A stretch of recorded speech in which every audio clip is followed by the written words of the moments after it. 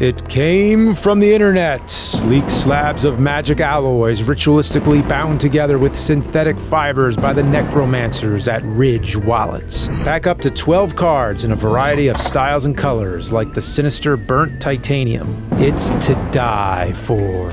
Just ask these other 30,000 lost souls. It even has a lifetime warranty and a 45-day test drive. They have other products too, like the Summit knife with titanium handle. That's not a knife. This is a knife. Crawl on over to ridge.com/Cinemassacre and use code Cinemassacre for 10% off your order. Hey, we're going to talk UHF today with Craig. As you'll remember, it's been a long time. Oh man, dude, it's so good to see your face. And to be hanging out, talking UHF with you, dude. We're gonna have so much fun. I can't wait. Yeah. I can't wait. Yeah, what you been up to lately? So Screw Attack is no more, unfortunately. We sold out in a big way, and then it went all to the dumps, and they shuttered Screw Attack. So we started over, and now we have Game Attack.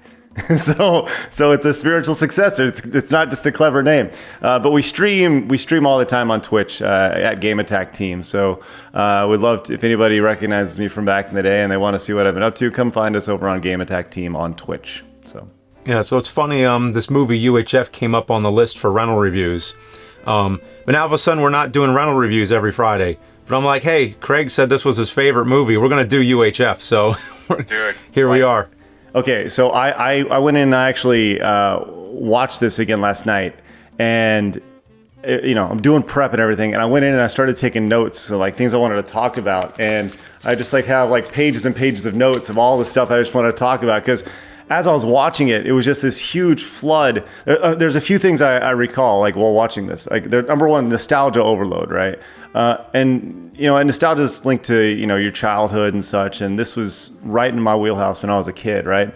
And number two, I realized how much of an impact this movie made on like literally my entire adult career.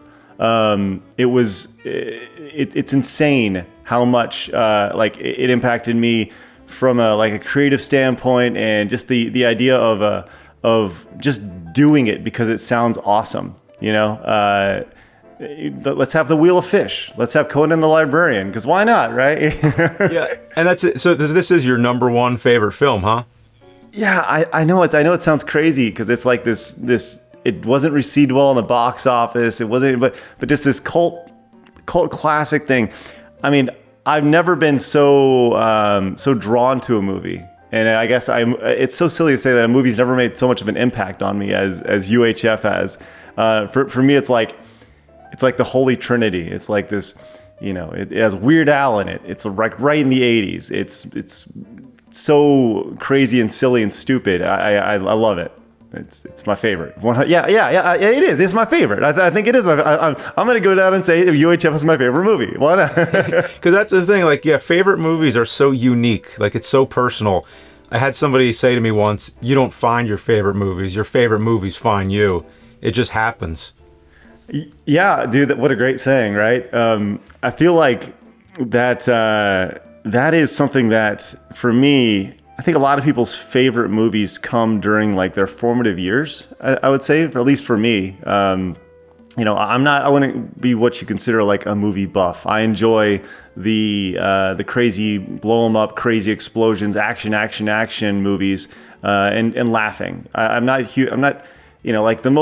the most drama I'll get into is Shawshank, right? And Shawshank's just such a great movie, but UHF for me came out when I was 8, 9, 10 years old, and we had it on VHS, and we would just watch it over and over and over again. And I think that's one of those things that, when you have a movie that you can just repeat the lines over and over and over again. There were lines while watching through it again, I was like, man, I never forgot it. They just went to a different part of my brain, and then when they came out, it's like, oh, there it is, That happens a lot too, yeah.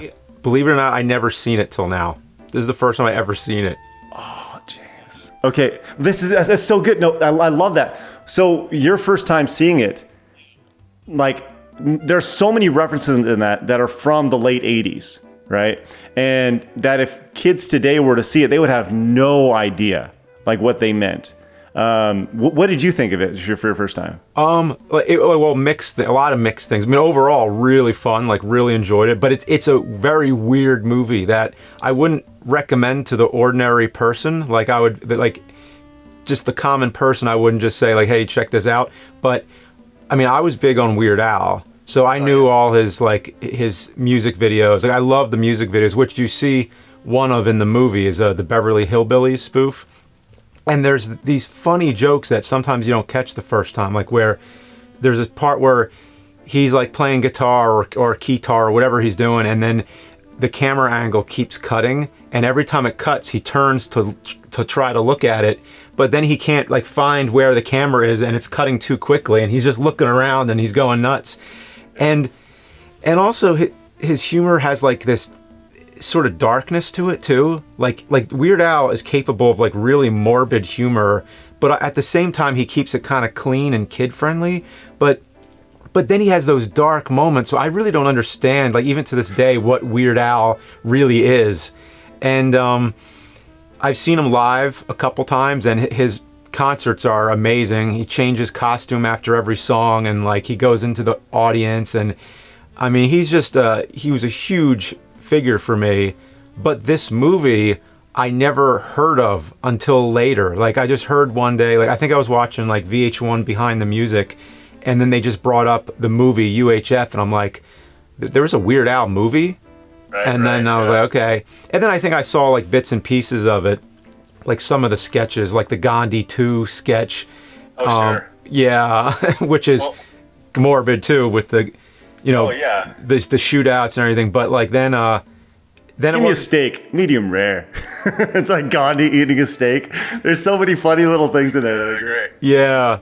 Oh, and I love the Rambo part. Like if there's one part that stood out to me after watching, was the Rambo part, because they got, apparently I looked into it, they got Greg Nicotero, who's like one of the biggest, you know, effects artists, like has been doing zombies for like 30 years, like the Romero films, and he's done Walking Dead and stuff. He did the muscle prosthetics for Weird Al, and it actually looks pretty good. Like it just, the way it blends in with his body. Sure. And it's just such a funny contradiction seeing Weird Al's face with this like muscular body, and he's just running around screaming out the side of his mouth like Stallone and blowing everything up. I mean, that part. Yeah. The best thing about that is right when the whole scene appears.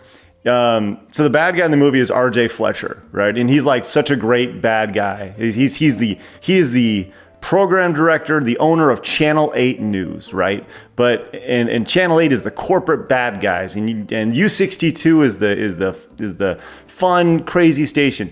When that Rambo scene starts, and a lot of people don't realize this, the first guy that he goes up and he shoots with the arrow is R.J. Fletcher's dad, the guy who's in the painting, right?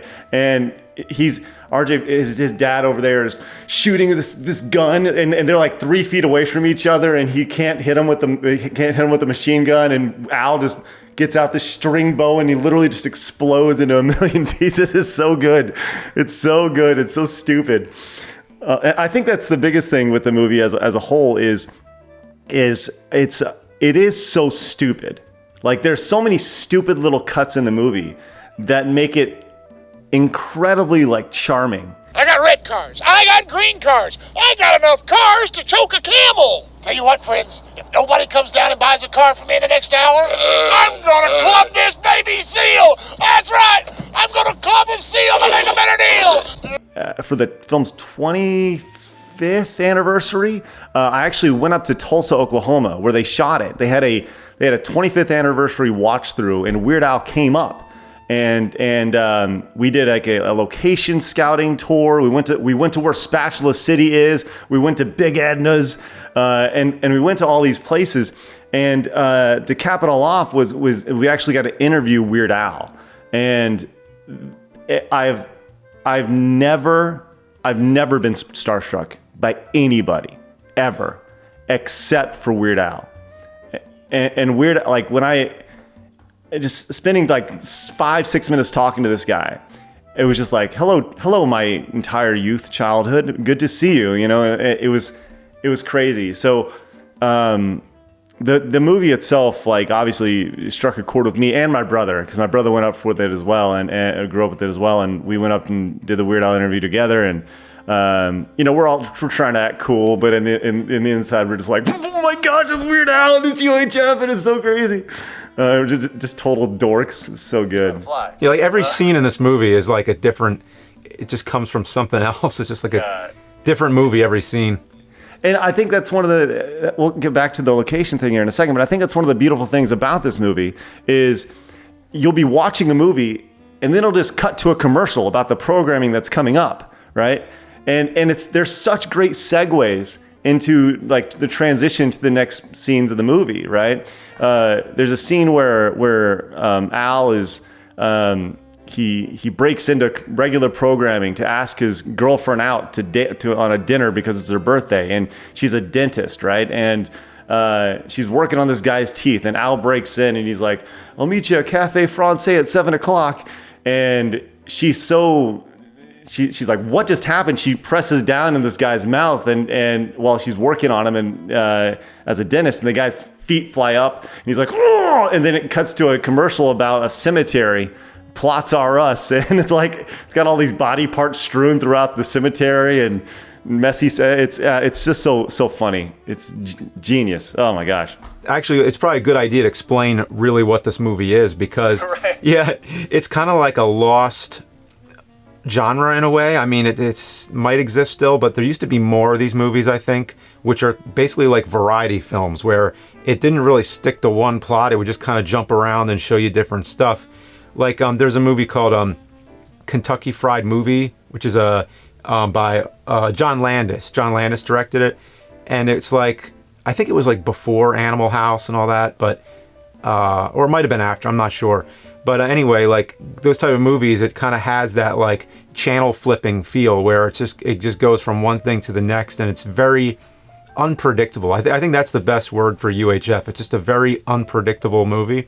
And for anybody who's too young to know what UHF is, I think that's the funniest thing about this is like people are like, what is UHF? It doesn't even hold up, you know? Yeah. It's so basically it stood for ultra high frequency, and it was basically like on your TVs. Like, did you have the TV where it was like the two knobs, and one knob was like all your main channels, and then the other knob would be like these higher numbers, which would be like, you wouldn't tune into them as often, but they'd be more like low budget stations. So the movie is basically about like a low budget TV station that broadcasts on a UHF channel.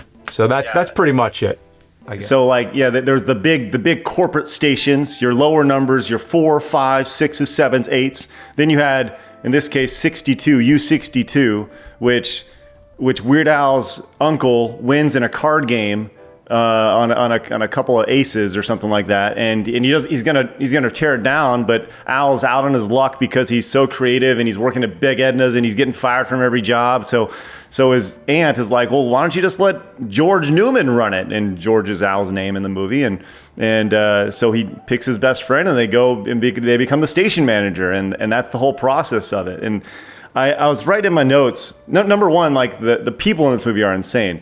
But I was writing in my notes, like there's a point in this where George Newman, in addition to being the station manager, he is also an actor, a producer. He's like making all these things, and he's Uncle Nutsy. Uncle Nutsy is like the kids show. And he's coming out and he's like, "Hey kids, what do you want to do?" And he's like all crazy and over the top. And the kids just couldn't give a crap about him, right? And at one point he comes up, he's like, "Hey!" And this kid spits in his face. And it's like, it's one of the funniest scenes in the whole movie, right?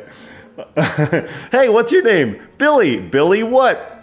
And just like this giant loogie hawks in his face. And for me, I think that most people can relate to Uncle Nutsy in that scene, because there are times where you're just trying so hard and you're giving your absolute best effort and just nobody cares. Like nobody cares about it. But then, George goes through this pseudo breakup with his girlfriend, and he's having a bad day. And the next episode of Uncle Nutsy, he comes out and he's miserable and he's sad and he just quits. And he hands it off to the star of the movie, Stanley Spadowski, played by Michael Richards. And he's like, hey, Stanley, who's the janitor who's been fired by Channel 8. He's like, hey, Stanley, you want a TV show? And he's like, all right. And he just walks in. And then the next thing you know, Stanley Spadowski, like, he goes in, is his natural self, and everybody loves him, and he's the biggest show in the world. And it's like, it's just one of those things where you watch Weird Al or George Newman trying his hardest, and he just quits, and he's packing everything up. He's like, I guess it's time to move on. We ruined my uncle's TV station, and then Stanley Spadowski, the janitor, saves the day with his show Stanley Spadowski's Clubhouse, and it's so fun. Oh my gosh, and it's such a great little metaphor. Yeah. That's the one thing that I always thought was weird. When I watched this, I was like, I was expecting the whole movie to be about Weird Al, because it's UHF is associated with Weird Al pretty much. And as I watched, I'm like, wait a minute, he's not really the star of the movie. It seems to be more Michael Richards. So it's like, I'm like, where's Weird Al? Like half the time. That was like my only complaint with it. Really? Oh man. See, I like I was saying, that the cast in this is so good. There's Fran Drescher, early Fran Drescher, Michael Richards before he's Kramer. Emo Phillips makes a cameo in it. Obviously Weird Al, and there's so many like little bits, but they all play their role so well in it. There's the scene where Al walks in for the first day, and he introduced himself to Fran Drescher, and she's like, oh, and she's so mad because she keeps getting passed over because she's the receptionist, and all she wants to do is news, and she goes on this rant, and I was like, what, and this is my friend Bob, right? And it really like sets the tone for her character, Pamela Finkelstein or whatever it is. And obviously, you mentioned Michael Richards and Stanley Spadowski. Like, you're right. He's the star of the show. Like, the story is about Al's journey on this UHF station. But the true star of it is Michael Richards and his insanity. And they talked about. I was watching. I've seen like behind the scenes of this and interviews about it. There were times in that movie where they would just let Michael Richards just kind of go. They wouldn't have a script. They just say go. And there's a scene where he's sitting there. It's after Stanley Spadowski's Clubhouse is kind of taken off a little bit. There's and he's just sitting there with a box of cornflakes, and he digs in and he grabs out this little army man with a parachute. It's a toy that you get inside your cereal box. And like that was all ad-libbed, the whole thing. They're just like, just go, and he did it, and it made it into the movie as like this background sequence thing as they're talking about the upcoming programming lineup of that Stanley Spadowski, because his personality and his show and his craziness and it has springbolted this tiny U62 UHF station. Not just being relevant, but being number one. And like you said, yeah, every character in this movie is great. It's like even people you see in one scene or a few scenes, you'll remember it. You'll be like, well, that guy was real funny. Like there's the guy with the penny, or the guy who, who I'm talking about, right? Yeah, it's like he's this homeless guy, and then the TV executive gives him this like penny or some coin or something, and then it turns out to be like some priceless coin. But that the character, I don't know what it is, but just the way he emotes, the way he talks, he just seemed like he could have been a whole movie himself. So I looked him up. I'm like, who is this guy? He's great. Apparently his name was Vance Colvig, if I'm pronouncing that correctly. He worked in radio and TV in the 40s and 50s. He was Bozo the Clown. He did a voice for Yogi Bear. So he had this long like history. That's so cool, and that's very Al, because Al he pays a lot of homage to people who got him and paid inspiration to him, right? So So there's a scene, like, do you know who Dr. Demento is? Do you know the whole Al Dr. Demento thing? Oh, I mean, I know of Dr. Demento, but what's the Weird Al thing? Well, so they're connected. Dr. Demento is like Al's mentor, right? And that's how Al got his first start, was when Dr. Demento had his show and Al first appeared on it, and he debuted his first song on Dr. Demento's show. And there's a scene in that where there's a U62 promo, and they're talking about all the good things they have coming up, and Dr. Demento makes a cameo in that. There's all these like little cameos and nods to the things that made Al who he is. But the beautiful thing about that character, though, the homeless guy who's asking for change, is he's not asking for change because he needs money. He's asking for change because he's looking to break his dollar. Like he's going up and he goes, change, you got change, and he counts it out. And 65, 75, 85, 95, $1. And he takes the change and he gives the guy $1 back because he just needs the coins, which is so. Kevin McCarthy is the main like villain of the movie, sort of. He's the CEO. Like, I mean, he's the guy who gives him the change, if I remember correctly now. R.J. Fletcher. Yeah. It all kind of jumbles together. But like, so Kevin McCarthy, the only major movie I knew him from was the original Invasion of the Body Snatchers in the 50s. And he was the main character in that movie. And it's so weird for me to see him in UHF playing comedy because it's so different.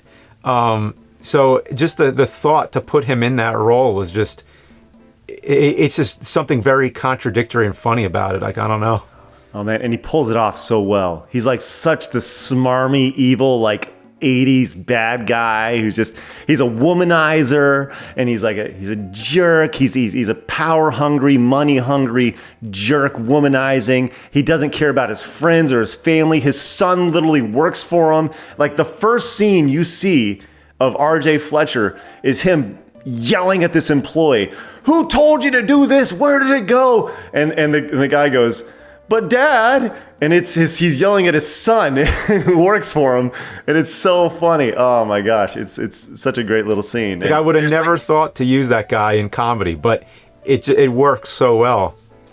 And maybe he did do a lot of other comedies. I didn't really know what else his filmography was like, but just knowing him from Invasion of the Body Snatchers, and like, he plays a very serious like doctor. He's like the main protagonist of the film, and then you see him in this, and I'm like, well, I didn't know his face was capable of making those hilarious expressions.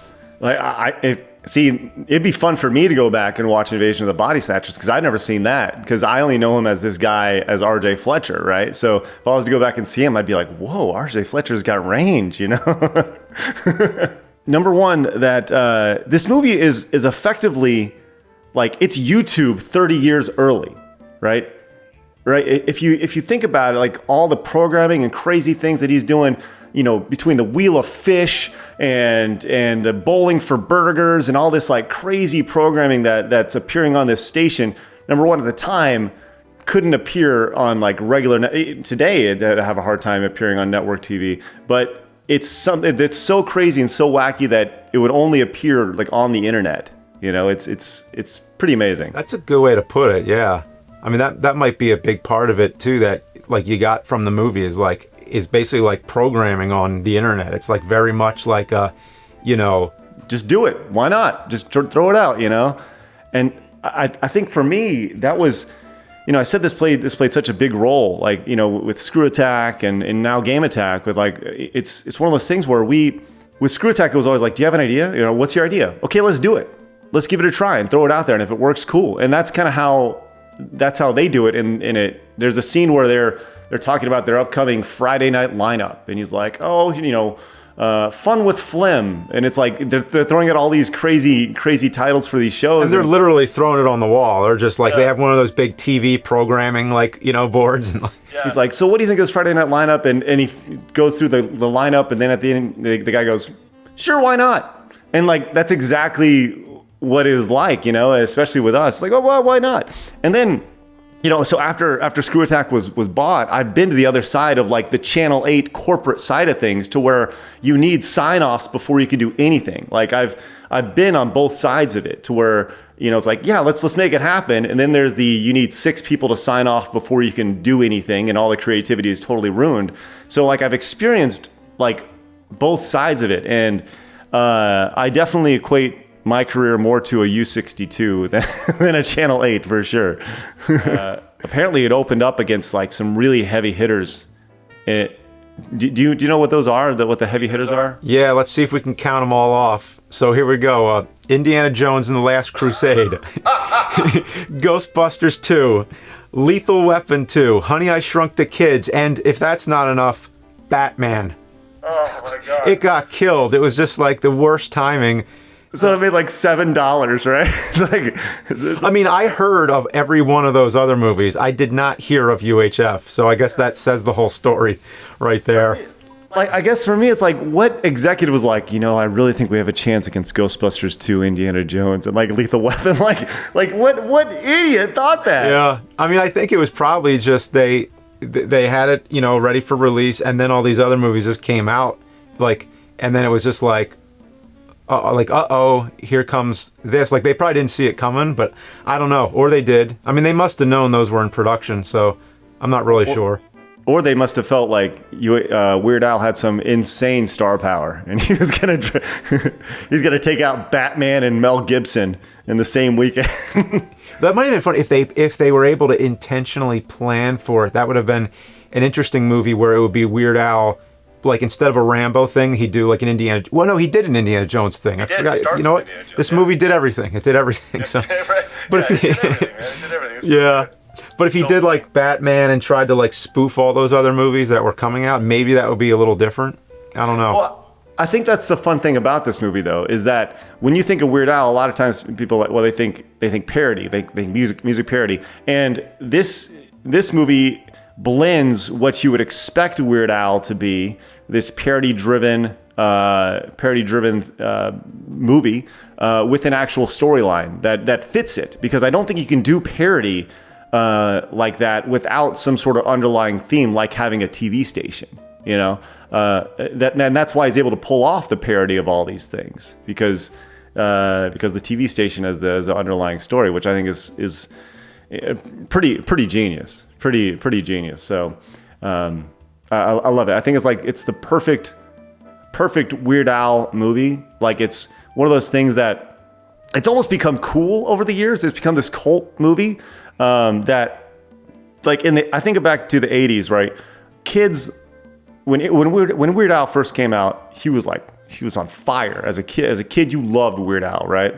And now that we've all grown up, we've grown up with Weird Al's music and with Weird Al, right? And while as a kid, if you were to show somebody UHF, like a parent or an adult, they would be like, this movie's stupid, right? But now that we're the parents and adults, right? This movie's grown in the appreciation, not just for UHF, but Weird Al has gone up even more. I'd say Weird Al is almost as popular now as he's ever been, which with the irony that now on YouTube and his ability to make whatever he wants on YouTube, and release music videos, he may be more popular than he's ever been before. Who knows? It's crazy. The irony of the whole thing. Yeah, so if you want to see something real different, check out UHF, because by the time you see this video, it will have just left Amazon Prime. June. No! It's leaving Amazon Prime June 30th, and we're recording this video like days before that. So, yeah, I love it when we do that. We pick a movie and then we do it, and then it just leaves Amazon Prime or leaves Netflix or Hulu or whatever it's on. It all goes away. There's clips of it on YouTube. So, and if you spend the $3, buy it, rent it on YouTube or whatever, but you can find clips of just how crazy the movie is on YouTube. It's so funny. There's a car salesman who wants to club a baby seal to make a better deal, and there's all these really funny, stupid things. I just want to make sure I hit all my notes, because I could talk about this movie. I could do an entire essay on this movie about why it's so important. There's a scene that I love. I mentioned the idea of the homeless guy asking for change, right? There's another scene outside the courthouse where Pamela Finkelstein is trying to get her first gig as a reporter, and as they pan over to her, they go past that same homeless guy standing next to a blind guy who's trying to solve a Rubik's Cube. and he'll turn the Rubik's Cube and hand it, look it over, and he goes, "Is this it?" And the guy goes, "No." And he hands it back and does one turn, "Is this it?" And it's just like, it's such a funny thing to think about, that these two people are teaming up, one who can't see, who's trying to solve a Rubik's Cube, with this other guy who's just randomly sitting next to him. Oh, it's so funny. So funny. You mentioned the Beverly Hills music video in it. That to me is the only part of the movie that I don't like. Because I feel like it's just kind of shoehorned into the movie. You know, it's like, well, I feel like we need to make a Weird Al video and put it in the movie. Like, either do a movie where it's all like music videos, or have it just be the sketches and stuff. Like, it seemed kind of like they didn't really know, like it didn't belong there is what you're saying. Yeah, it just felt like it was kind of just put in there, and it's like, okay, you know, Weird Al, he's the guy who makes funny stuff, and you know, we'll make sure it's in there. And it's almost like exactly right halfway through the movie as this point of like kind of a refresher. Have a good time. There might be parts where you're like, okay, you know, I didn't like this part so much, but this part was funny. You know, it's a very different, like, it's a very uneven, where every scene is so different than the last. You're gonna have favorite moments and you're gonna have not so favorite moments. So I think it's just a big mix. It's like flipping through UHF channels. It's, you know. For me, this movie is a lot like it's a movie that gets better the more you watch it, and you pick up funny little things. The lines that you hear get funnier. They're more repeatable, and that's what I love about it. So yes, it's the best. My favorite movie ever.